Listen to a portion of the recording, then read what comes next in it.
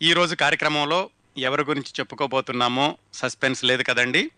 2 వారాల క్రిందట మనం ఒక విలక్షణమైన వ్యక్తి గురించి మాట్లాడుకోవడం ప్రారంభించాం. ఆయనే ఉత్తర భారతదేశ చలనచిత్ర చరిత్రలోనూ, దక్షిణ భారతదేశ చలనచిత్ర చరిత్రలోనూ కూడా తనకంటూ ఒక ప్రత్యేకమైన గుర్తింపుని తెచ్చుకున్న సృజనాత్మకత కలిగిన, ఎప్పుడు వివాదాల్లో ఉండే దర్శకుడు, నిర్మాత రామ్ గోపాల్ వర్మ. ఆయన గురించిన విశేషాలు 2 వారాల క్రిందట మొదలుపెట్టాం. క్రిందటి వారం కూడా కొనసాగించాం. ఈ వారంతోటి రామ్ గోపాల్ వర్మ గారి గురించిన ప్రత్యేక విశేషాలు ముగుస్తాయి. ఈరోజు కార్యక్రమంలోకి వెళ్ళబోయే ముందు ఒకసారి క్రిందటి 2 వారాలు ఏం చెప్పుకున్నామో క్లుప్తంగా చూద్దాం. రామ్ గోపాల్ వర్మ గారి ప్రత్యేకతల గురించి మాట్లాడుకున్నాం. అలాగే ఆయన బాల్యం గురించి మాట్లాడుకున్నాం మొదటి వారం. ఆయన విజయవాడలో ఇంజనీరింగ్ చదువుకోవడం, ఇంజనీరింగ్ చదువుకునే సమయంలో ఆయన క్లాసులకు వెళ్లకుండా ముఠా తగాదాల్లోనూ, స్టూడెంట్ తగాదాల్లోనూ చురుకుగా పాల్గొనడం, సినిమాలకు వెళ్ళడం, ఇంగ్లీష్ పుస్తకాలు చదవడం, ప్రపంచ వేదాంతాన్ని వంట పండించుకోవడం, ఇలాంటివన్నీ మొట్టమొదటి వారం మాట్లాడుకున్నాం. క్రిందటి వారం ఆయన సినిమాల్లోకి ఎలా వెళ్ళారు, సినిమాల్లోకి వెళ్ళడానికి ముందు వీడియో రెంటల్ షాప్ ప్రారంభించడం, దాని అనుభవాలు, ఆ తర్వాత అన్నపూర్ణ స్టూడియోలోకి ప్రవేశం సంపాదించగలగడం, ఆ తర్వాత కలెక్టర్ గారు అబ్బాయి, రావు గారిల్లు సినిమాలకి సహాయ దర్శకుడుగా పనిచేసి మానేసి ఆ సన్నివేశాలన్నీ చూసాం. అలాగే పరిస్థితుల్ని, వ్యక్తుల్ని తనకి అనుగుణంగా మలుచుకుంటూ శివ చిత్రానికి పునాది వేసుకోవడం, అలాగే శివ చిత్ర నిర్మాణ సమయంలో జరిగినటువంటి విశేషాలు, శివ చిత్ర విజయం గురించి ఈ విశేషాలన్నీ క్రిందటి వారం మాట్లాడుకున్నాం. అదండి ఇంతవరకు జరిగింది. ఈరోజు రామ్ గోపాల్ వర్మ గారి గురించి మరికొన్ని విశేషాలు మాట్లాడుకుని ఈ రోజుతోటి కార్యక్రమాన్ని పూర్తి చేద్దాం. ఎందుకంటే ఆయన ప్రతి సినిమా గురించి తీసుకుంటే చాలా ఉంటుంది. మనకి సినిమా ప్రధానం కాదు, వ్యక్తి గురించినటువంటి విలక్షణత, విభిన్నత, వాటి గురించి మాట్లాడుకున్నాం కాబట్టి ఈ రోజుతోటి ఈ కార్యక్రమాన్ని ముగిద్దాం. రామ్ గోపాల్ వర్మ, ఆయన పేరే సంచలనం. ఆయన చేసే ప్రతి ప్రకటన వివాదాస్పదం అనుకుంటాం, కానీ నిజానికి ఆయన దృష్టితో చూస్తే ఏది వివాదం కాదు. ఆయన చెప్పింది చేస్తున్నారు, చేసేది చెబుతున్నారు. ఆ ప్రకటనల్ని ప్రేక్షకులు తీసుకునేటటువంటి విధానాన్ని బట్టి ఒక్కొక్కసారి అది వివాదాస్పదం అనిపిస్తూ ఉంటుంది. ఆయనైతే చెప్తారు, నేను ఎప్పుడు వివాదాల కోసమని ప్రకటనలు చేయడం లేదు, నేను ఇదే చేస్తున్నాను, ఇదే చెబుతున్నాను, దీన్ని మీరు వివాదంగా తీసుకుంటున్నారేమో అని ఆయన చాలా స్పష్టంగా ఉంటారు. ఆయన చేసే ప్రకటనలలో, తీసేటటువంటి సినిమాల విషయంలో కూడాను. శివ తర్వాత ఆయన రెండో సినిమాకి వెళ్ళబోయే ముందు ఒకసారి మళ్ళీ వెనక్కి వెళ్ళి ఆయన కాలేజీకి వెళదామండి. విజయవాడలో ఆయన కాలేజీలో చదువుకునే రోజుల్లో ఒక ప్రేమ కథ కూడా నడిచిందట. ఆ ప్రేమ కథ విషయం పక్కన పెడితే, ఆయనతో పాటు చదువుకున్నటువంటి ఆయన సహాధ్యాయి, ఆయన క్లాస్మేటు ఈ పుస్తకంలో రాసినటువంటి వైనం ప్రకారం రామ్ గోపాల్ వర్మ గారికి 2 అమ్మాయిలంటే విపరీతమైన ఆకర్షణగా ఉండేది ఆయన కాలేజీలో చదువుకునే రోజుల్లో. ఆ 2లో ఒక అమ్మాయి రోజు కనిపిస్తూ ఉండేది, కానీ ఈయన మాట్లాడలేడు. ఇంకొక అమ్మాయి, అసలు ఈయన కాలేజీలో చదువుకునే రోజుల్లో ఆ అమ్మాయిని జీవితంలో చూస్తానా అనుకునేవాడు. ఎందుకంటే ఆ అమ్మాయి ఆయన దగ్గర లేదు, ఆయన కలల రాణి ఆ రెండో అమ్మాయి. మొట్టమొదటి అమ్మాయి, రోజు ఆయన చూసి కూడా మాట్లాడిన అమ్మాయి ఎవరంటే, అమ్మాయి పేరు కూడా తెలియదు ఆయనకి. ఈయన కాలేజీలో చదువుకునే రోజుల్లో ఆ పక్కన కాలేజీలో భవన నిర్మాణం జరుగుతూ ఉంటే, ఆ భవన నిర్మాణంలో కూలీగా పనిచేసే అమ్మాయి. ఆ అమ్మాయికి వీళ్ళు, రామ్ గోపాల్ వర్మ గారు ఆయన చుట్టూ ఉన్నటువంటి మిత్ర బృందం పెట్టుకున్న పేరు రైఫిల్. ఆ అమ్మాయికి కూడా తెలియదు ఆ మాట. ఈయన కాలేజీలో క్లాసులో కూర్చుని కిటికీలో నుంచి దూరంగా కన్స్ట్రక్షన్ వర్క్ జరుగుతుంటే ఆ సిమెంట్ బస్తాలు మోసే అమ్మాయి, ఆ ఇటుకలు మోసే అమ్మాయిని అలాగే చూస్తూ ఉండేవాడట. ఆ అమ్మాయి గురించి పూర్తిగా ఒక అధ్యాయమే రాసుకున్నాడు ఆయన ఆత్మకథలోను. అంతగా నన్ను ఆకర్షించింది, కాలేజీ నుంచి ఇంటికి వెళ్ళాక కూడా మేము ఎప్పుడూ ఆ అమ్మాయి గురించి మాట్లాడుకుంటూ ఉండేవాళ్ళం, ఆ అమ్మాయిని రైఫిల్ అని పిలుచుకుంటూ ఉండేవాళ్ళం, ఆ అమ్మాయి పేరేమిటో కూడా మాకెవ్వరికీ తెలీదు, మేము ఎప్పుడు మాట్లాడలేదు అని. తర్వాత ఆ అమ్మాయి కాలేజీ ఎదురుగా ఉన్న పాన్ షాప్ అతన్ని పెళ్లి చేసుకుని వెళ్ళిపోయింది. మేము ఆ అమ్మాయిని రైఫిల్ అని పిలుస్తున్నామన్న విషయం కూడా ఆవిడకి తెలిసి ఉండదు. ఆ అమ్మాయి ఈ పుస్తకం చదివే అవకాశం కూడా లేదు. ఎందుకంటే ఆమె కేవలం కూలీ కాబట్టి అని ఆ అమ్మాయి పట్ల ఆయనకున్న ఆకర్షణని అంత గాఢంగా వ్యక్తపరిచారు పుస్తకంలో. ఇంకా రెండో అమ్మాయి రామ్ గోపాల్ వర్మ గారి కలల రాణి ఎవరంటే ఆయన చదువుకునే రోజుల్లోనే శ్రీదేవి. సినిమా యాక్ట్రెస్ శ్రీదేవిని ఆయన విపరీతంగా అభిమానిస్తూ ఉండేవాడట. ఆ విషయాన్ని ఆయన మిత్రుడు రాశాడు. ఆయన కూడా స్వయంగా రాసుకున్నారు. 16 ఏళ్ల వయసు సినిమా నుంచి కూడా శ్రీదేవి అంటే ఆయనకి చాలా చాలా ఆకర్షణగా ఉండేదట. ఆయన కాలేజీ రోజుల్లో సినిమాలు చూసేటప్పుడు శ్రీదేవి, జయసుధ వీళ్ళ సినిమాలు ఎక్కువగా చూస్తూ ఉండేవాడు. శ్రీదేవిని ఎలాగైనా ఎప్పటికైనా కలుసుకుంటానా అని కూడా ఆయన ఊహల్లో కూడా అనుకోలేదు. సినిమా చూడడం, ఆ అమ్మాయి అంటే చాలా ఇష్టపడడం, అలాగా ఆయన కాలేజీ రోజులు గడిచినాయి. వాళ్ళ ఫ్రెండ్స్ అందరూ కూడా అనేవాళ్ళు శ్రీదేవి అంటే ఇతనికి పిచ్చి, శ్రీదేవి అంటే ఇతనికి దేవత అని. కాలేజీ రోజుల్లో వాళ్ళ మిత్రులు కూడా ఇతన్ని వ్యాఖ్యానిస్తూ ఉండేవాళ్ళట. సరే, ఈయన సినిమాల్లోకి వచ్చేశాడు. శివ సినిమా తీస్తున్నారు. శివ సినిమా తీసేటప్పుడు శివ స్క్రిప్ట్ పని మద్రాసులో అన్నపూర్ణ ఆఫీసులో కూర్చుని స్క్రిప్ట్ పని చేసేవాడట ఈయన. అలా చేసేటప్పుడు పక్క వీధిలో శ్రీదేవి వాళ్ళ ఇల్లు ఉండేది. ఈయన పని అయిపోయాకో లేకపోతే సాయంకాలం ఉదయం రోజు అక్కడ నడుచుకుంటూ వెళ్ళి ఆ గేట్ బయట నిలబడి ఆ ఇంటి వైపు తదేకంగా అలా చూస్తూ ఉండేవాడు. ఈ ఇంట్లోనే కదా శ్రీదేవి ఉంటుంది అని.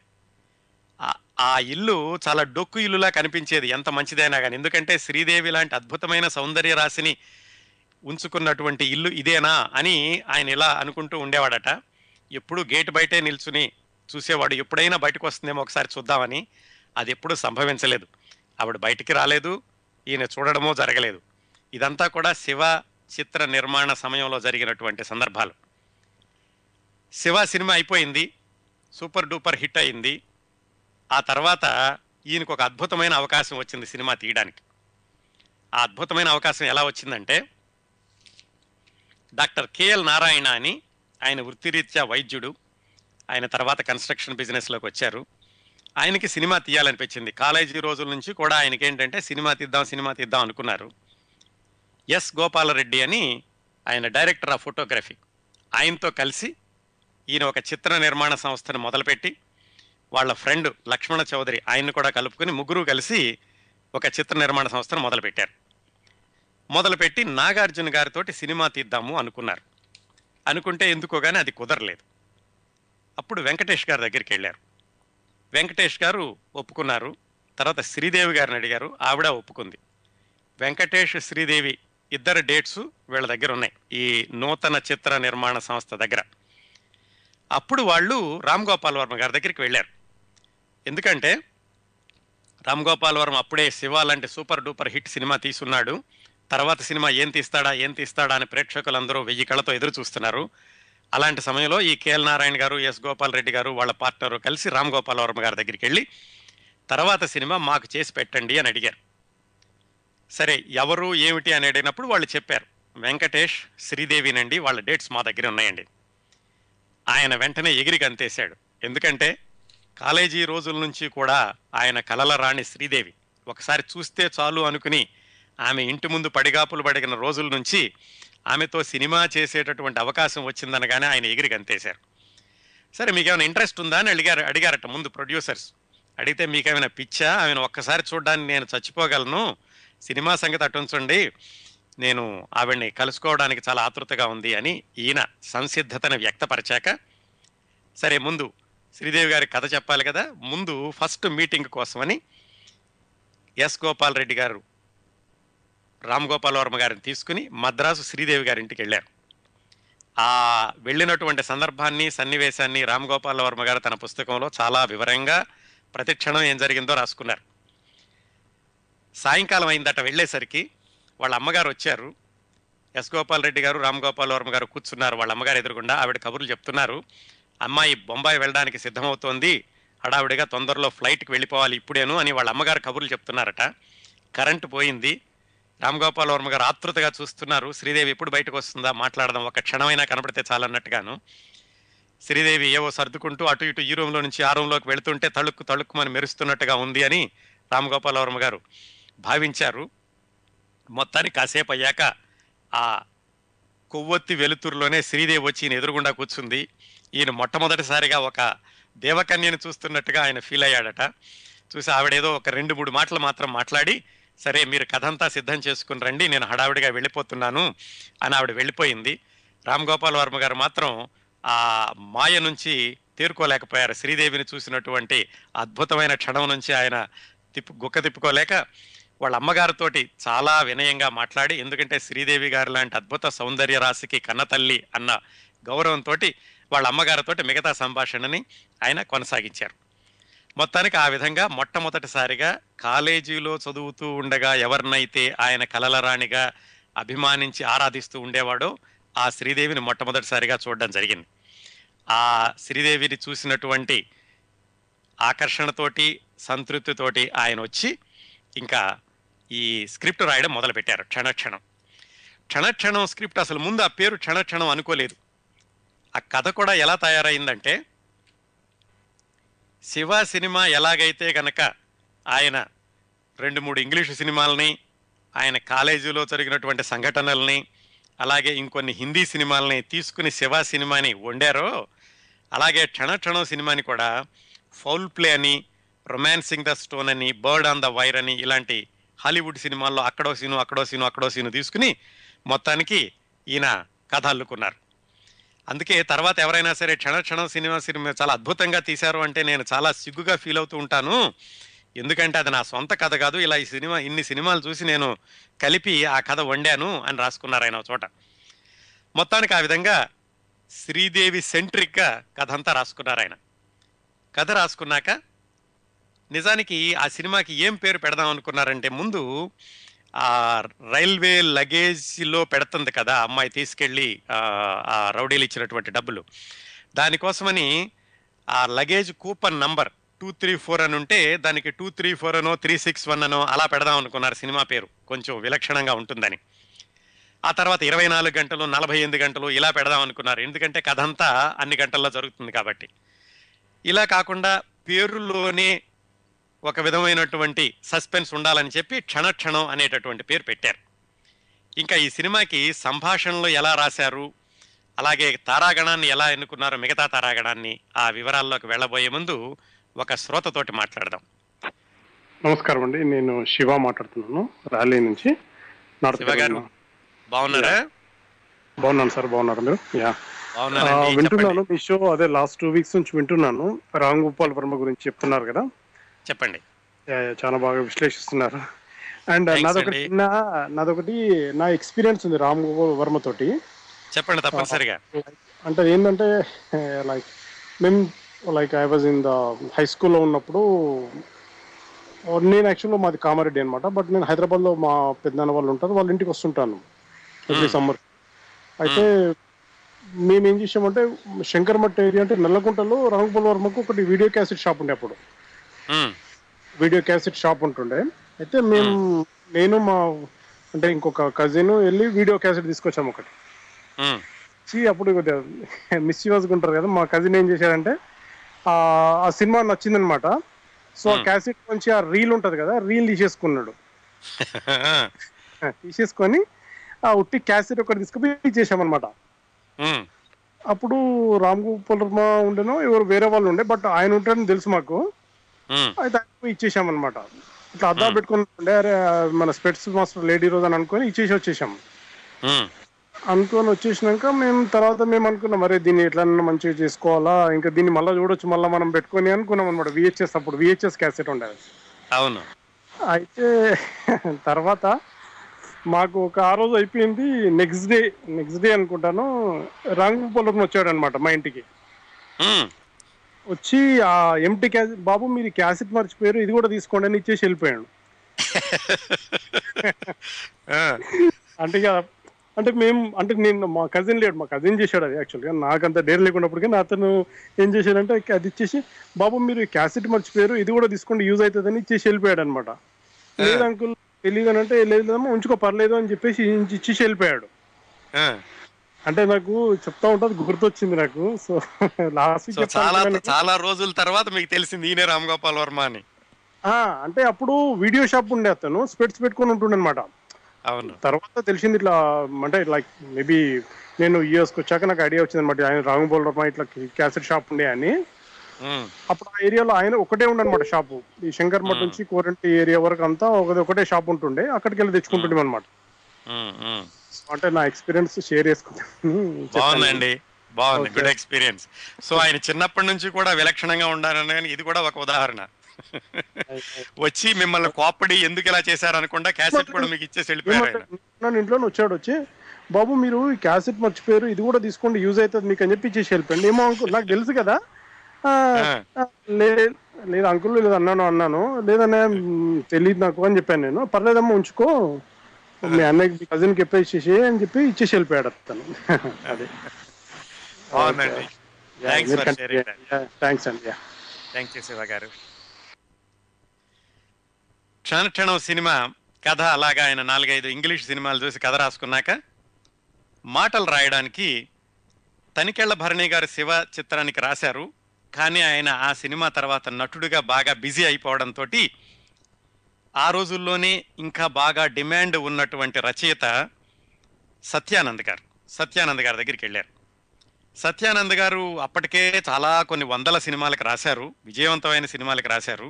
చాలా దాదాపుగా మనం మాట్లాడేదానికి 20 సంవత్సరాలు 17, 18 సంవత్సరాల ముందు నుంచి కూడా మాటలు రాస్తున్నారు. నాగార్జున గారి మొట్టమొదటి సినిమా 'విక్రమ్' దానికి మాటలు రాసింది కూడా సత్యానంద్ గారే. ఆ విధంగా కూడా సత్యానంద్ గారు పరిచయం అయ్యారు. సత్యానంద్ గారు పరిచయం అయ్యాక ఆయనతోటి ఈ 'క్షణ క్షణం' రామ్ గోపాల్ వర్మ అనుకున్నటువంటి కథకి మాటలు రాయించడానికని కూర్చున్నారు. సత్యానంద్ గారికి, రామ్ గోపాల్ వర్మ గారికి ఒక ఒక కామన్ ఇంట్రెస్ట్ ఏమిటంటే, ఇద్దరు కూడా ఇంగ్లీష్ పుస్తకాలు బాగా చదువుతారు. ఇద్దరి దగ్గర కూడా ఇంగ్లీష్ పుస్తకాలు చాలా ఉన్నాయి. ఆ విధంగా కూడా వారిద్దరూ కలుసుకున్నప్పుడు వాళ్ళ అభిరుచుల్ని పంచుకుంటూ ఉండేవాళ్ళు. అన్నపూర్ణ స్టూడియోలో కూర్చుని వాళ్ళు సత్యానంద్ గారు మాటలు రాయడం మొదలుపెట్టారు. ఆయనే ఒక చోట రాశారు. కొన్ని సీన్లు రాసుకున్నాక ఇద్దరూ కలిసి అలా నడుచుకుంటూ జూబిలీ హిల్స్ చెక్ పోస్ట్ దగ్గర ఒక చిన్న టీ స్టాల్ ఉంటే ఆ టీ స్టాల్ వరకు వెళ్ళి ఆ కబుర్లు చెప్పుకుంటూ వెళ్ళి మళ్ళీ ఈ సీన్ ఎలా ఉంటే బాగుంటుంది, ఈ సీన్ తర్వాత ఏం చేయాలి, ఇలాగా వాళ్ళు చర్చించుకుంటూ అక్కడికి వెళ్ళి టీ తాగి మళ్ళా వచ్చి సంభాషణలు రాసుకుంటూ ఆ విధంగా ఆ స్క్రిప్ట్ని తయారు చేశారు సత్యానంద్ గారు. శివ సినిమా రాసేటప్పుడు తనికెళ్ల భారణి గారికి ఎలాగైతే ఇది చాలా సీరియస్ సినిమా, దీంట్లో ఏమాత్రం పంచ్ డైలాగులు ఇలాంటివి ఉండకూడదు అని చెప్పారో, రామ్ గోపాల్ వర్మ సత్యానంద్ గారికి ఈ 'క్షణ క్షణం' చిత్రానికి మాటలు రాసేటప్పుడు ఇది పూర్తిగా హాస్యభరిత చిత్రం, ఎక్కడా సీరియస్నెస్ అనేది ఉండదు, అందుకని డైలాగ్స్ కూడా చాలా క్లుప్తంగా ఉండాలి, అది పంచ్ డైలాగ్స్ లాగా ఉండాలి అని చెప్పి మరీ దగ్గరుండి ఆయన సంభాషణలు రాయించుకున్నారు. అందులో దేవుడా దేవుడా అంటుంది కదా శ్రీదేవి, నిజానికి సత్యానంద్ గారు రాసేటప్పుడు దేవుడా అని నివ్వెరపోతుంది అని రాసుకున్నారట. దాన్నే రామ్ గోపాల్ వర్మ గారు కొంచెం దాన్ని ముందుకు తీసుకెళ్లి దేవుడా దేవుడా అనేలాగా చేసి ఆవిడకి ఊతపదంలాగా చేశారు. అది ఎంత పాపులర్ అయిందో ప్రేక్షకులందరికీ తెలుసు. అట్లాగే దానిలో బ్రహ్మానందం పాత్ర చాలా కొద్దిసేపే ఉంటుంది. నేనున్నాను కదా అని మిగతా వాళ్ళు ఎవరిని బట్టలు పట్టుకోనికుండా చేస్తాడు ఆయన క్లాత్ స్టోర్స్లోను. ఆ పాత్ర కూడా పూర్తిగా రామ్ గోపాల్ వర్మ గారే అనుకుని దాన్ని సత్యానంద్ గారితో చెప్పి రాయించారట. మొత్తానికి ఆ విధంగా సత్యానంద్ గారితో దగ్గరుండి సంభాషణలు ఎలా కావాలో రాయించుకున్నారు తన రెండో సినిమా 'క్షణ క్షణానికి' రామ్ గోపాల్ వర్మ. కొత్త రకమైన విలన్ని తెలుగు తెరకి పరిచయం చేశారు దీంతోటి పరేష్ రావెల్. ఆయన రామ్ గోపాల్ వర్మకి ఎలా నచ్చారంటే, రామ్ గోపాల్ వర్మ మొట్టమొదటి సినిమా 'శివాకి' ఒక ప్రేరణ 'అర్జున్' అనే హిందీ సినిమా. దాని నుంచి కొన్ని సీన్లు తీసుకున్నారు ఆయన. ఆ 'అర్జున్' సినిమా ద్వారా వెండి తెరకు పరిచయం అయ్యాడు పరేష్ రావెల్. ఆయన్ని అందులో చూసినటువంటి రామ్ గోపాల్ వర్మ 'శివ' హిందీ సినిమాలో కూడా పెట్టుకున్నారు ఆయన హిందీ వర్షన్లో.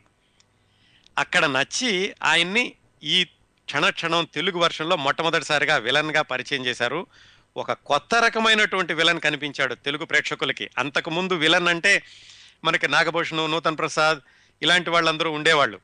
అలాంటిది ఈ కొత్త రకమైనటువంటి విలనిజాన్ని, అమాయకత్వాన్ని కలబోసిన విలనిజాన్ని తెలుగు తెరకు పరిచయం చేస్తూ పరేష్ రావల్ని ఆయన తెలుగు ప్రేక్షకుల ముందుకు తీసుకొచ్చారు.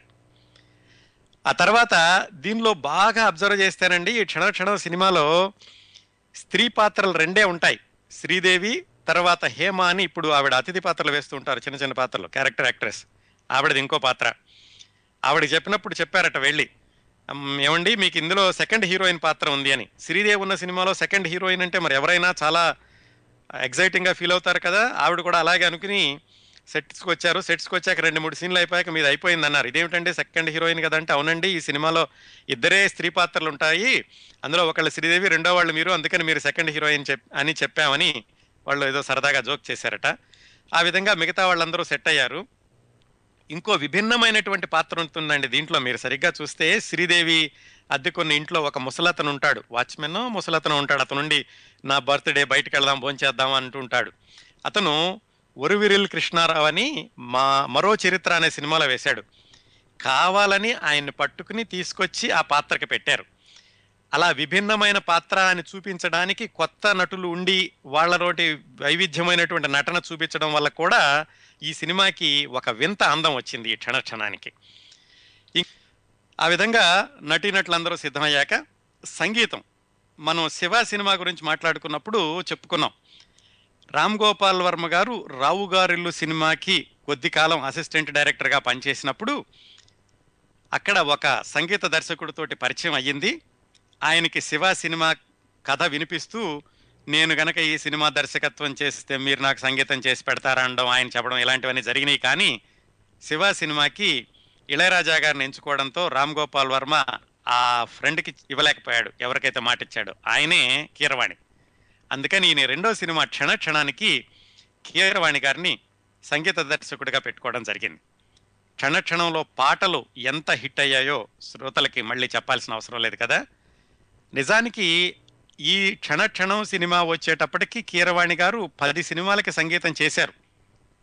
కాకపోతే మొట్టమొదటిసారిగా మెలోడీని, మాస్ని, క్లాస్ని అందరినీ ఒప్పించే మెలోడీని చేసిన సినిమా క్షణం. దాంతో ఆయనకి చాలా పేరు వచ్చింది.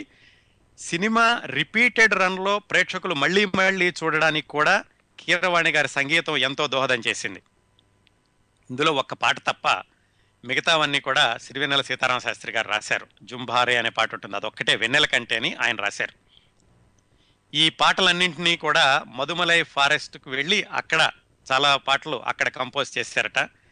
శ్రీదేవి గారితో ఒక పాట పాడిద్దామని ముందు నుంచే అలా చెప్పి రాయించుకుని శ్రీదేవి గారితో పాట పాడించారు. అది కూడా చాలా ఒక విభిన్నమైనటువంటి క్రేజ్ తీసుకొచ్చింది ఈ సినిమాకి. ఈ విధంగా సినిమాకి సంబంధించినటువంటి ఈ పునాది కార్యక్రమాలన్నీ అయ్యాక షూటింగ్ మొదలైంది. మొట్టమొదటి షాట్ మీకు ఆకాశంలో చంద్రుడు కనిపిస్తూ ఉంటాడు.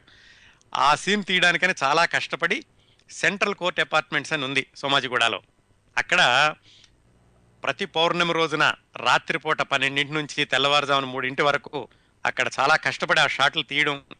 చివరికి ఎన్నిసార్లు తీసినప్పటికీ అది నచ్చక మళ్ళా సారథి స్టూడియోలో ఎదురుగుండా మళ్ళా ఒక గుంట తీసి అక్కడ కెమెరా పెట్టి పైనుంచి తీసి మొత్తానికి ఆ రెండూ కలిపి మనకు చూపించారు. ఎందుకు చెప్తున్నానంటే, మనం చూసేది అక్కడ ఒక క్షణమైనా కానీ తెర వెనకాల ఎంత కష్టపడతారు, అలాగే రామ్ గోపాల్ వర్మ గారు విభిన్నత కోసం ఎంత కష్టపడ్డారు అని చెప్పడానికి ఈ చిన్న ఉదాహరణ చెప్పాను. ఆ తర్వాత ఈ సినిమాని చివరిలో రైలు పరిగెత్తుతూ ఉంటుంది, పరిగెత్తుతూ ఉంటే పట్టాల మీదకి వెళుతుంది, చుట్టూతా ఉన్నటువంటి గుడిసెలు అవన్నీ ధ్వంసం అవుతాయి. ఇలాంటి సీన్లన్నీ కూడా వీళ్ళు నంద్యాల, బొగద, దిగువ మెట్ట అని ఒంగోలు దగ్గర అక్కడ తీశారు. అక్కడ తీసినప్పుడు శ్రీదేవి గారికి ఉన్నటువంటి క్రేజ్ గురించి ఆయన రాసుకున్నారు. ఎంత ఇదిగా ఉండేదంటే, అక్కడ ట్రావెలర్స్ బంగ్లాలో శ్రీదేవి గారికి బస ఏర్పాటు చేశారు. ఆ ట్రావెలర్ బంగ్లా చుట్టూతా ఎప్పుడు జనాలు ఉండేవాళ్ళట. ఆవిడ ఒక్కసారైనా బయటకు వస్తే చూద్దామని 50 మంది పోలీసులు, ఒక 100 మంది లోకల్ వాళ్ళు, వీళ్ళందరూ కూడా ఆ బంగ్లా చుట్టూతా కాపలా ఉండేవాళ్ళట ఆవిడకి. అలాగే షూటింగ్ స్పాట్లో అందరూ ఉన్నప్పుడు శ్రీదేవి కారు వస్తోంది అని తెలియడం ఎలాగంటే విపరీతమైన దుమ్ము లేపుకుంటూ వచ్చేది. ఎందుకంటే ఆ కారు చుట్టూతా అభిమానులందరూ పరిగెత్తుతూ ఉండేవాళ్ళట. ఇంత క్రేజీగా ఉండేది ఆ రోజుల్లోనే శ్రీదేవి గారికి. ఆవిడతో సినిమా తీయడం అనేది నాకు ఒక కళ లాంటిది అని ఆయన రాసుకున్నారు. అలాగే ఈ సినిమాలో శ్రీదేవి, వెంకటేష్ మీద పాటలు చిత్రీకరించేటప్పుడు, వాళ్ళు డ్యాన్స్ చేసేటప్పుడు కూడా ఈయనేమో ఒక షాట్ అయిపోగానే ఫెంటాస్టిక్, బ్రహ్మాండంగా ఉంది అనేవాడట. డ్యాన్స్ మాస్టర్ ఏమో లేదండి మళ్ళీ తీయాలనేవాడట. సరే రెండో షాట్ తీసాక ఈయన బ్రహ్మాండంగా ఉందనేవాడట రామ్ గోపాల్ వర్మ.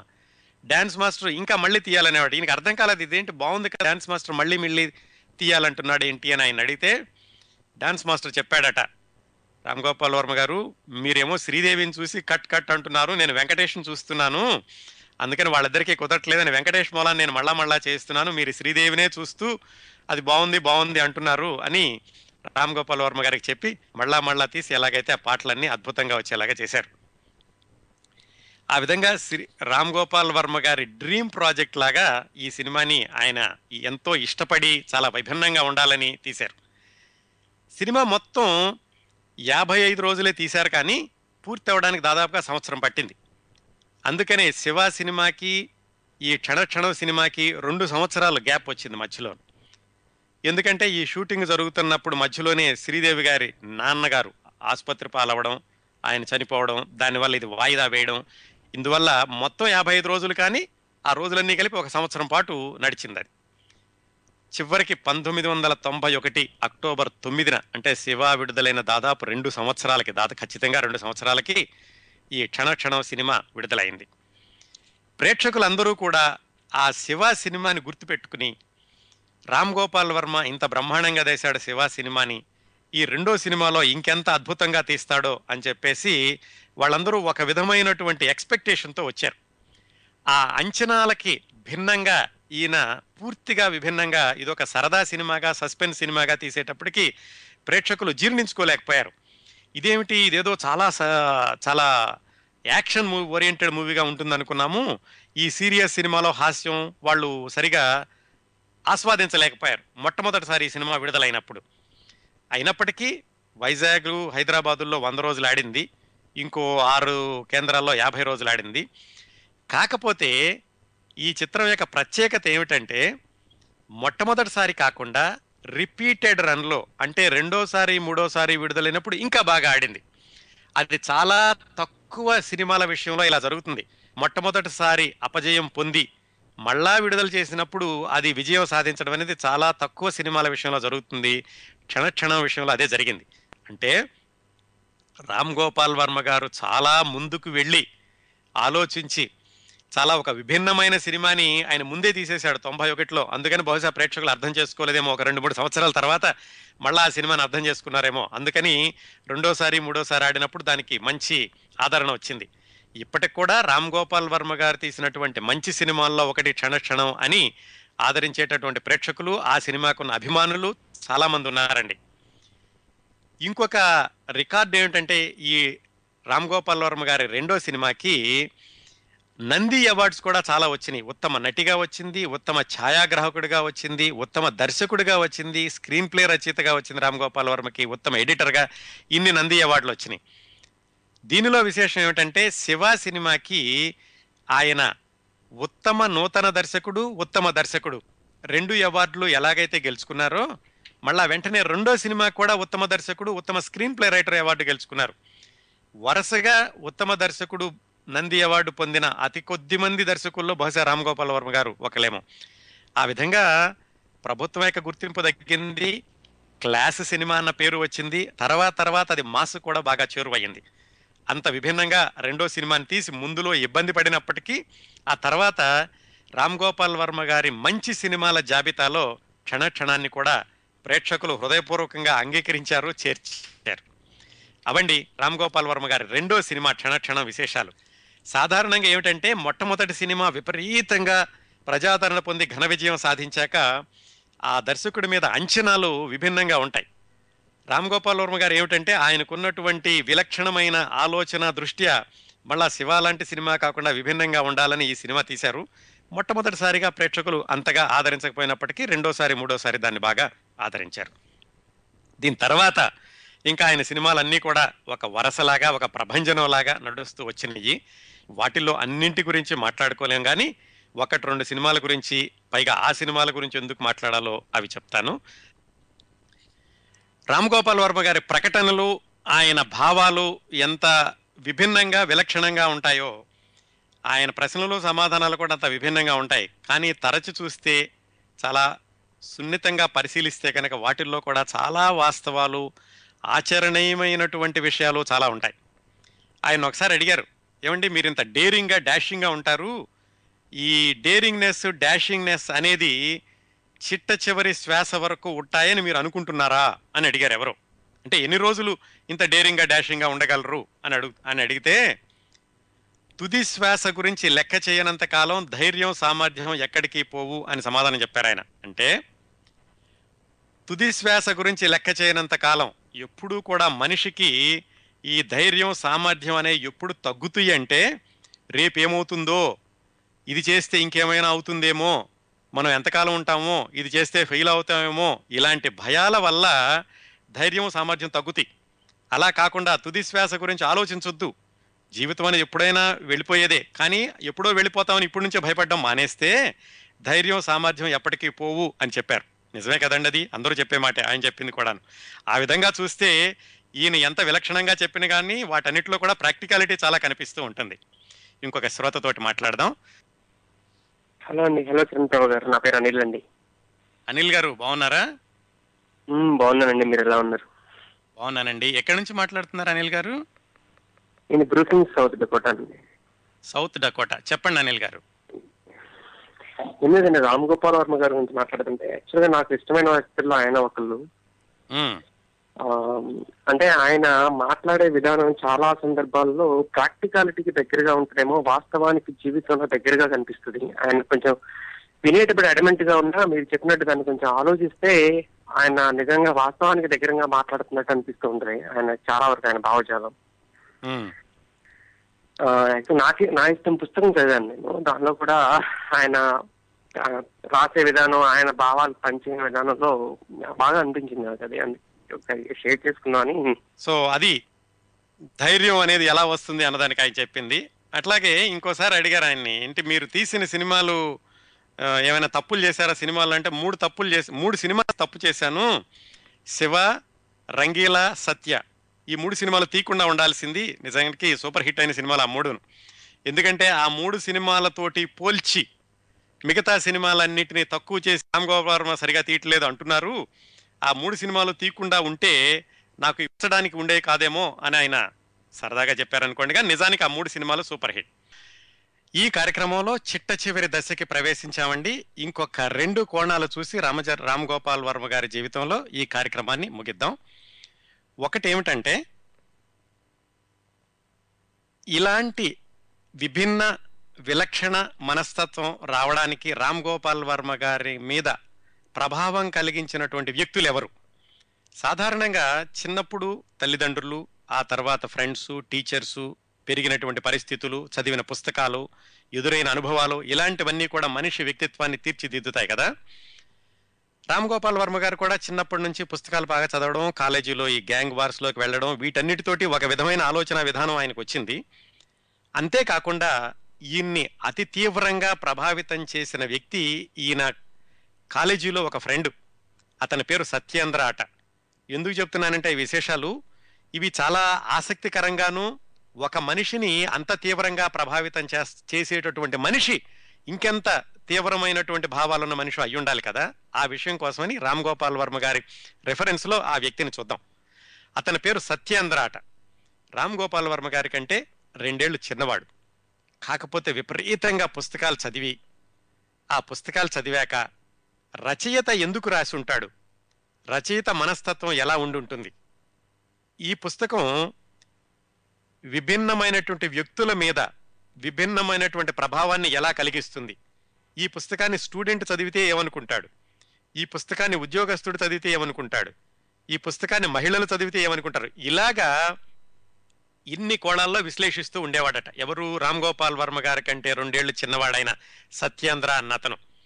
అతనే రామ్ గోపాల్ వర్మ గారికి ఈ పాశ్చాత్య వేదాంతాన్ని, ఇంగ్లీషు పుస్తకాల్లో ఉన్నటువంటి వేదాంతాన్ని, ఇలా దీనంతటినీ కూడా రామ్ గోపాల్ వర్మకి పరిచయం చేసింది ఈ సత్యేంద్ర అన్న 2 సంవత్సరాల చిన్నవాడు రామ్ గోపాల్ వర్మ కంటే. ఎంత విభిన్నంగా ఉండేవాడంటే ఈ సత్యేంద్ర అన్నతను, అతని తెలివితేటలకి చుట్టుపక్కలున్న మిత్రులే కాకుండా ఉపాధ్యాయులు కూడా భయపడుతూ ఉండేవాళ్ళట. అతను ఎప్పుడైనా సందేహం అడగడానికి, పాఠం జరుగుతున్నప్పుడు సందేహం అడగడానికి లేచి నిల్చుంటే మాస్టర్లు భయపడిపోతూ ఉండేవాళ్ళట. ఏం ప్రశ్న అడుగుతాడో, ఇతనికి ఎలా సమాధానం చెప్పాలా అని. అలాగే పాఠం జరిగేటప్పుడు ఏదో తెల్ల కాగితం మీద బరుకుతూ ఉండేవాడట. అంటే ఆ పాఠంలో జరిగేటటువంటి సారాంశాన్నంతటిని ఆయన క్లుప్తంగా రాసుకుంటూ ఉండేవాడట. ఒకవేళ పాఠం జరిగేటప్పుడు ఆ పాఠం తనకి అర్థం కాకపోయినా, ఆల్రెడీ అర్థమైపోయిందనుకున్నా, మేస్టార్కి సరిగ్గా తెలియకుండా చెబుతున్నాడని వచ్చినా హఠాత్తుగా మధ్యలో లేచి వెళ్ళిపోయేవాడట. ఏమాత్రం భయపడకుండా క్లాస్ మధ్యలో వెళ్ళిపోయేవాడు. ఇంగ్లీష్ పుస్తకాలు విపరీతంగా చదివి ఆ ఇంగ్లీష్ పుస్తకాల్లో ఉన్నటువంటి భావాన్ని రామ్ గోపాల్ వర్మ గారికి పదే పదే ఎక్కిస్తూ ఉండేవాడు. ఒకసారి వీళ్ళిద్దరూ కలిసి కోమా అనే సినిమాకి వెళ్ళారు. అంటే ఈ సత్యేంద్ర అన్నతను ఎంత విభిన్నంగా ఆలోచించడం రామ్ గోపాల్ వర్మకి నేర్పాడు, లేదా రామ్ గోపాల్ వర్మ ఆయన దగ్గర నుంచి నేర్చుకున్నాడు అనడానికి ఒక ఉదాహరణ ఆయనే చెప్పారు. కోమా అన్న సినిమాకి వెళ్తే దాంట్లో హీరోయిన్ ఒక శవాలని భద్రపరిచేటటువంటి గదిలో చిక్కుకుపోతుంది. ఆ చుట్టూతా ఏమిటంటే శవాలు వేలాడదీసి ఉంటాయి. ఈ అమ్మాయి అక్కడ ఉంటుంది. అందరూ భయపడతారు. సాధారణంగా ఆ పాత్ర భయపడుతూ ఉండంటే ప్రేక్షకులు కూడా భయపడుతూ ఉంటారు. కాకపోతే సత్యేంద్ర ఏం చేసేవాడట, ఆ శవాల గురించి మాట్లాడాట. ఆ శవం చూడు, ఎప్పుడో బతుకున్నప్పుడు అది కూడా ఒక మనిషే కదా, అమ్మాయో అబ్బాయో అయి ఉండాలి కదా, అవి కూడా ఒకప్పుడు మంచి జీవితమే గడిపి ఉంటాయి కదా. ఇట్లాగా అక్కడ ప్రధానమైనట్టు ఆ దృశ్యంలో ప్రధాన పాత్ర అమ్మాయి భయపడ్డం శవాలను చూసి. కానీ ఇతను ఆ శవాల గురించి ఆలోచించి శవాల వెనకాల ఏమై ఉంటుంది, వాళ్ళు ఎప్పుడు చనిపోయి ఉంటారు, ఎందుకు వాళ్ళని తీసుకెళ్లేదు, ఇలాంటివన్నీ ఆలోచిస్తూ అవన్నీ రామ్ గోపాల్ వర్మ గారితో పంచుకుంటూ ఉండేవాడట. అంత విభిన్నంగా ఆలోచించి తీవ్రంగా ఆలోచించేటువంటి వ్యక్తి ఆ సత్యేంద్ర. ఇంకోసారి వీళ్ళు ఏదో ఒక పాపిల్లాన్ అనే సినిమాకి వెళ్ళారట. ఆ సినిమా మధ్యలో వాళ్ళ మాస్టర్ ఒక ఆయన కనపడ్డాడు.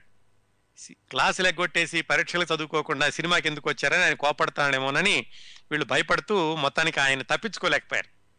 ఆయన వచ్చి ఏమిటి సినిమాకి వచ్చామనంటే, మేము 7వ సారి ఈ సినిమా చూస్తున్నాం అని చెప్పాట ఆ సత్యేంద్ర అన్నతను. ఓహో, చాలా తెలివిగా చెబుతున్నాడని, అన్నిసార్లు చూసేంత సీన్ ఏముంది ఈ సినిమాలో అన్నట్టు మాస్టర్. మీకు లేదు సార్, చూసే వాళ్ళని బట్టి ఉంటుంది ఈ సినిమాలో గొప్పతనం ఏంటనేది అని చెప్పాట ఈయన. ఓహో, అంత గొప్పతనం ఉంటే అంత అర్థం కాలేదా నీకు ఇన్నిసార్లు చూస్తున్నావు అన్నాడట ఆయన. ఇన్నిసార్లు చూడడానికి అర్థం కాకపోవడం కాదండి, మీరు రోజు భోజనం ఎందుకు చేస్తున్నారు, నేను అందుకే ఈ సినిమా అన్నిసార్లు చూశాను అన్నాడు.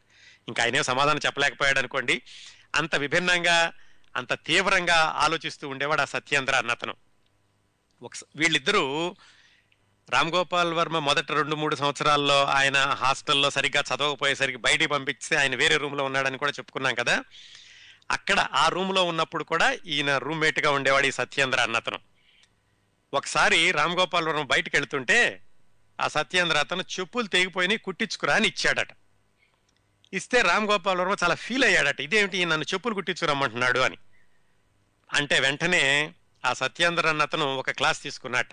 నేను నా వాచినో రేడియోనో ఇస్తే నువ్వు రిపేర్ చేయించుకొచ్చేవాడివి కదా, చెప్పులు అనేసరికి నువ్వు చాలా ఎఫెండ్ అయ్యావు, ఎందుకు నీకు చెప్పులంటే అంత చిన్న చూపు, మన చేతుల కంటే తల కంటే కాళ్ళు చాలా తక్కువ అని నీ అభిప్రాయమా, ఆ కాళ్ళను రక్షించేవి చెప్పులు, చెప్పుల్ని ఒకవేళ చెప్పులకి మట్టి అంటుకుంటోంది, ఆ మట్టిని నీ చేతులతో తీసుకెళ్లాలని నువ్వు అనుకుంటుంటే గనక మట్టి అంటే ఏమిటి, ప్రపంచంలో ఉండే 102 మూలకాల కలయిక వల్ల ఏర్పడిందే ఈ మట్టి, అలా ఆలోచిస్తే గనక మట్టి హీనమైంది, మట్టిని చేత్తో ముట్టుకోకూడదు, ఇలాంటి నీలో భావాలు రావు అని ఒక సుదీర్ఘమైనటువంటి ఉపన్యాసం ఇచ్చేసరికి మాట్లాడకుండా రామ్ గోపాల్ వర్మ ఆ చెప్పుల్ని చేతులతో పట్టుకుని నెత్తి మీద పెట్టుకోలేదనుకోండి, వెళ్ళి బాగు చేయించుకొచ్చాట.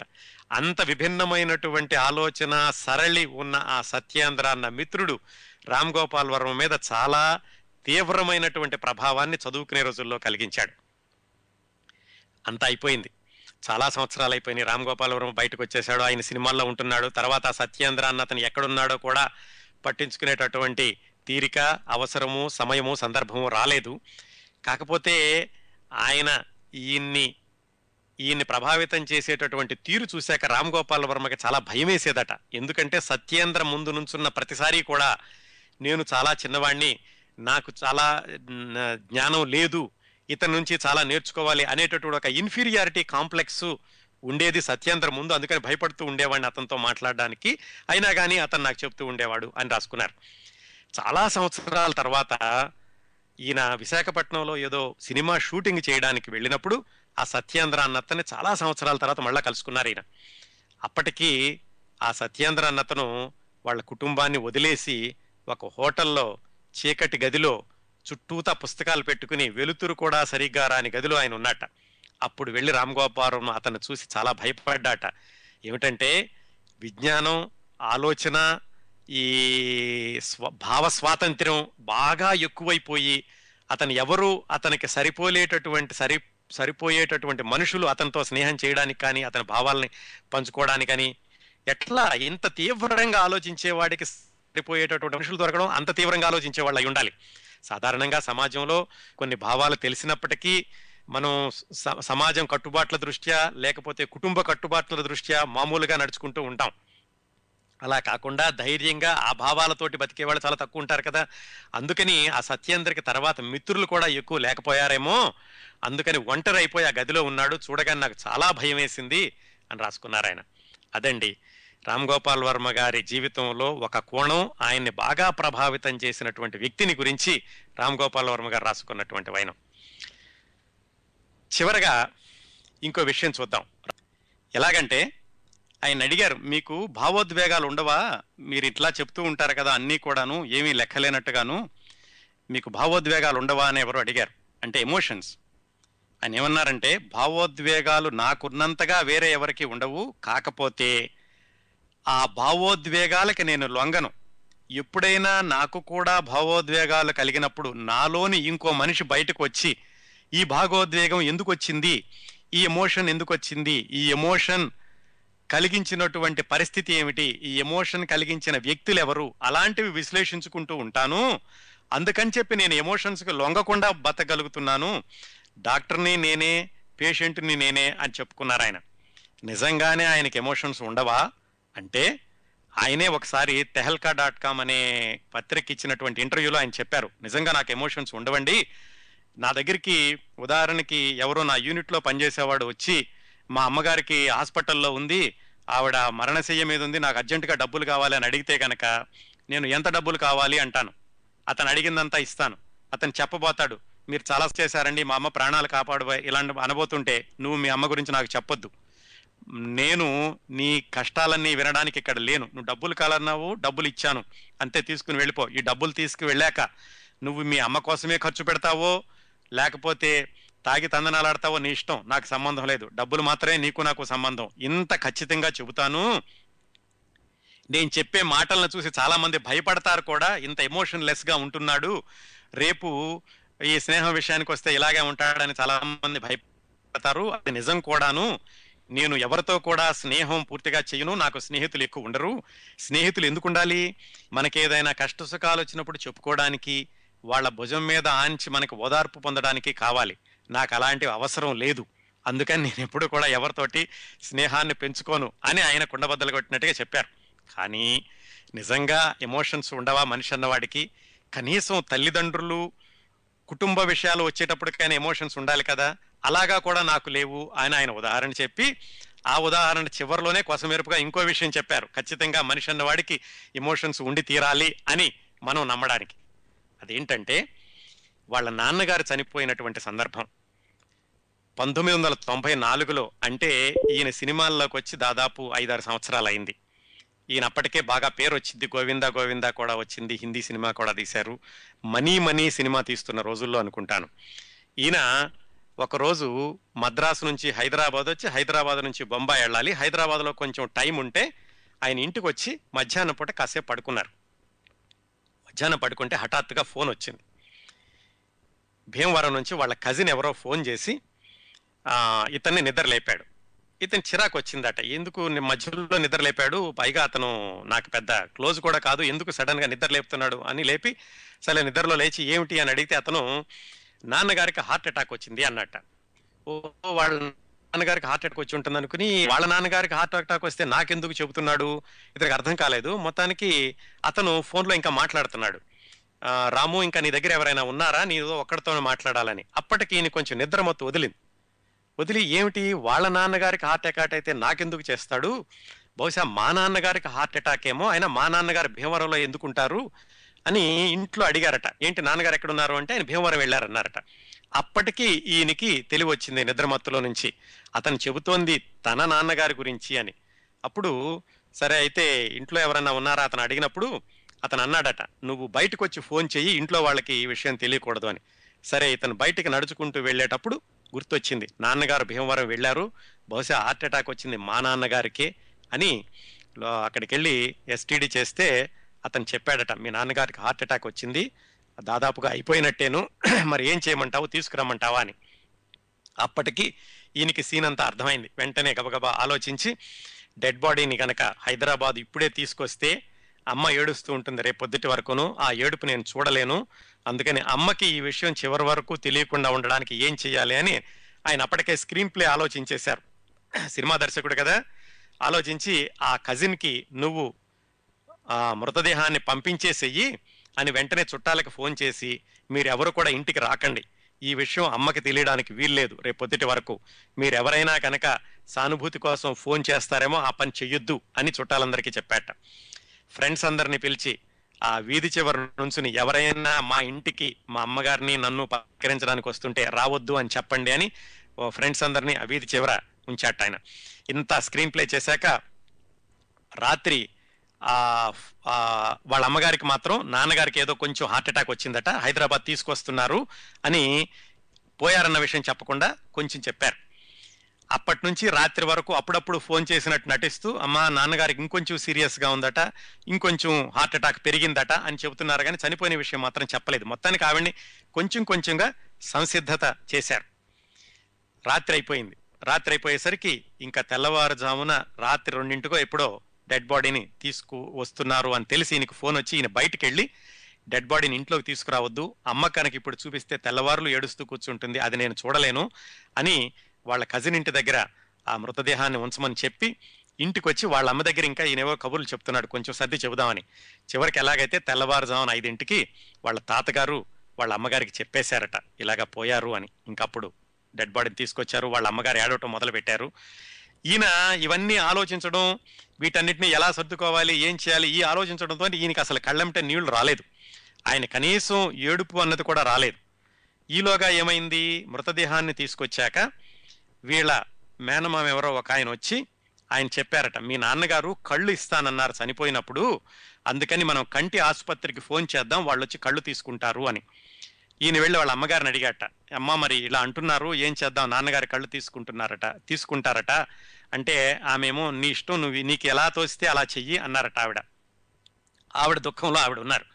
కంటి ఆసుపత్రి వాళ్ళు వచ్చారు, వచ్చి వాళ్ళ నాన్నగారి మృతదేహం నుంచి ఆ కళ్ళు తీసుకుని వెళ్ళిపోయాక ఇతను లోపలికి వెళ్ళి చూసేసరికి వాళ్ళ అమ్మగారు వాళ్ళ నాన్నగారి మృతదేహంలో తీసుకున్నప్పుడు రక్తం వస్తుంది కదా, ఆ రక్తాన్ని చూసి ఆవిడ ఏడుస్తున్నారట. అప్పుడు గుర్తొచ్చింది తనకి ఏమిటంటే, వాళ్ళ అమ్మగారు అంటుండే వాళ్ళ నాన్నగారిని, ఆ నాన్నగారి కళ్ళు బాగుంటాయి, ఆ కళ్ళు చూసే నేను పెళ్లి చేసుకున్నాను, ఆ కళ్ళల్లో ఎంతో ఆకర్షణ ఉంటుంది అని. అంత సెంటిమెంటల్గా ఉండే అమ్మగారికి ఇష్టమైనటువంటి నాన్నగారి కళ్ళు నేను చాలా వాస్తవంగా ఆలోచించి తీసుకెళ్ళిపోండి అని చెప్పి అమ్మకి దుఃఖం ఎక్కువ చేశానేమో అని అప్పుడు ఆయన బాధపడ్డారట. కానీ అప్పటికి కూడా ఏడవలేదు. ప్రాక్టికల్గా ఆలోచించాను కానీ అమ్మ తరఫు నుంచి నేను ఆలోచించలేకపోయాను అని అనుకున్నారట. ఆ సమయంలోనే ఆయన దగ్గర పనిచేసేటటువంటి అసిస్టెంట్ డైరెక్టర్లు వాళ్ళు వచ్చినప్పుడు కృష్ణవంశీ గారు వచ్చి ఈయన పలకరించడానికి వచ్చారు. ఈయన అటువైపు నాన్నగారి మృతదేహం ఉంది, మిగతా ఏర్పాట్లన్నీ చేస్తున్నారు. కృష్ణవంశీని చూసి మనీ డబ్బింగ్ ఎంతవరకు వచ్చింది అని అడిగారట. అంటే కృష్ణవంశీ, రాము గారు నాన్నగారు ఈ పరిస్థితిలో ఉన్నారంటే నువ్వెందుకు ఏడుస్తావు, పోయింది మా నాన్నగారు, ఏడుపు వస్తే నాకు రావాలి అని ఏమాత్రం ఎమోషన్స్ లేనట్టుగా కృష్ణవంశీ గారిని ఆ సినిమా విషయాలు అడిగి మొత్తానికి అదంతా అయిపోయింది ఆ రోజు కార్యక్రమం. ఆ తర్వాత 11వ రోజు అప్పుడు జరిగేటటువంటివి కూడా వద్దు అని వాళ్ళ అమ్మగారికి ఈయన నచ్చజెప్పడానికి ప్రయత్నించారట. అప్పుడే మొదటిసారిగా వాళ్ళ తమ్ముడు వాళ్ళ చెల్లెలు ఏడవటం విని, మొట్టమొదటిసారిగా వాళ్ళు ఏడవటం విన్నాను. ఇంట్లో ఇప్పుడు ఏడ్చేవాళ్ళు కాదు. అప్పటికి కూడా నాకేమీ అనిపించలేదు నాన్నగారు పోయిన విషయం, ఇంతవరకు బాగానే ఉంది, నేను ఎమోషన్స్ లేని మనిషిని ఆయన చెప్పినటువంటి ప్రకటనకి ఇవన్నీ సమర్థించేలాగానే ఉన్నాయి ఆయన చెప్పినటువంటి సందర్భాలు. ఇదంతా జరిగిపోయాక 10 సంవత్సరాలకి ఈయన అబ్ తక్ చెప్పన్ అనే సినిమా డిస్కషన్స్కి నానా పటేకర్ ఇంట్లో ఉంటే ఆ సినిమాలో ఏదో సందర్భం గురించి డిస్కస్ చేస్తూ 10 సంవత్సరాల క్రిందట మా నాన్నగారి విషయంలో ఇలా జరిగింది, మా అమ్మగారికి ఎంతో ఇష్టమైనటువంటి నాన్నగారి కళ్ళను తీసుకెళ్ళమని చెప్తే మా అమ్మగారు నాన్నగారి మృతదేహం కళ్ళ చుట్టూ వచ్చే రక్తాన్ని చూసి ఏడ్చారు అనే ఆ సీన్ని మళ్ళా ఆయన ఇంకోసారి చెప్పి అప్పుడు భోరమని ఏడ్చేశాడట. అప్పుడు ఆయన రాసుకున్నారు, నా జీవితంలో ఇది పెద్ద ఫ్లాప్, మా నాన్నగారు పోయినప్పుడు ఏడవలేకపోయాను, 10 సంవత్సరాలకి ఆ సంఘటన యొక్క తీవ్రత ఏమిటి అనేది తెలిసి అందరి ముందు నేను బోరుమని ఏడ్చేశాను అని. ఇప్పుడు చెప్పండి, మనిషి అన్న వాడికి ఎమోషన్స్ అనేవి ఉంటాయి, కాకపోతే అవి బయటపడేటటువంటి సందర్భం కొంతమందికి వెంటనే అవ్వచ్చు, కొంతమందికి కొన్ని సంవత్సరాలు అవ్వచ్చు. రామ్ గోపాల్ వర్మ గారు కూడా ఇలాంటి వాటికి అతీతుడు కాడు అనడానికి ఆయనే చెప్పుకున్నటువంటి ఈ సందర్భం ఒక ఉదాహరణ. That is Ram Gopal Varma. అంతకంటే ఎక్కువ చెప్పలేమండి. ఇంకా చాలా సందర్భాలు ఉన్నాయి. ఇందాక ఒక శ్రోత చెప్పినట్టుగా ఆయన కొంచెం తలబిరుసుగా చెప్పినట్టు, పుల్లవిరుపుగా చెప్పినట్టు, కుండబద్దలు కొట్టి చెప్పినట్టు ఉంటాయి, కానీ సూక్ష్మంగా బాగా ఆలోచిస్తే చాలా విషయాల్లో ప్రాక్టికల్గా అనుసరించదగిన అటువంటి విషయాలు చాలా కనిపిస్తాయి. రామ్ గోపాల్ వర్మ గారు చేసే ప్రకటనల్లో కానీ, చెప్పే విషయాల్లో కానీ, తీసిన సినిమాల్లో కానీ. వివాదాలు లేవా అంటే వివాదాలు చాలా ఉన్నాయి. వివాదాలు ఉండబట్టే ఆయన గురించి ఇంతసేపు మాట్లాడుకోగలుగుతున్నాం. మొత్తానికి మనిషిని చూసే కోణాన్ని బట్టి దాంట్లో మంచిని తీసుకోవచ్చు, వివాదాన్ని తీసుకోవచ్చు. రామ్ గోపాల్ వర్మ గారి గురించి తనికెళ్ల భరణి గారు రాసినటువంటి ఈ వాక్యాలతో రామ్ గోపాల్ వర్మ గారి గురించిన కార్యక్రమాన్ని ముగింపుకి తీసుకొద్దాం. ఆయన ఏం రాశారంటే, రామ్ గోపాల్ వర్మ ఒక అల్టిమేట్ ఎనర్జీ. రామ్ గోపాల్ వర్మ ఒక పదబంధ ప్రహేళిక, అంటే ఒక పజిల్. రామ్ గోపాల్ వర్మ మాట మీద నిలబడని హరిశ్చంద్రుడు. రామ్ గోపాల్ వర్మ ఎంతో మందిని ప్రేమించే రామచంద్రుడు. రామ్ గోపాల్ వర్మ చిత్రమైన చిత్రాల ఫ్యాక్టరీ. రామ్ గోపాల్ వర్మ ఎవడికి అర్థం కాని విచిత్రమైన మిస్టరీ. రామ్ గోపాల్ వర్మ ఒక abstract poetry. Ram Gopal Varma Indian సినిమాకి డాక్యుమెంటరీ. రామ్ గోపాల్ వర్మ ఒక శివుడు, ఒక దెయ్యం, ఒక చరిత్ర. దట్స్ ఆల్ అన్నాడు ఆయన. ఎవరు ఎన్ని చెప్పినప్పటికీ, ఎవరు ఎన్ని విమర్శించినప్పటికీ, చెయ్యాలనుకున్నది చేసేసే తెంపరితనానికి, చేసేదే చెప్పి చెప్పేదే చేసే ఆయన బహిరంగ వ్యక్తిత్వానికి, ఏదో ఒక విషయం మీద ఏదో ఒక మాట అని ఎప్పుడు వివాదాల్లో వ్యక్తిగా నిలిచే ఆయన తుంటరితనానికి, అన్నింటికీ మించి ఇటు తెలుగు సినిమాకి అటు హిందీ సినిమాకి దర్శకత్వం అంటే ఒక కొత్త శైలిని సరళిని నేర్పిన రామ్ గోపాల్ వర్మ సృజనాత్మకతకి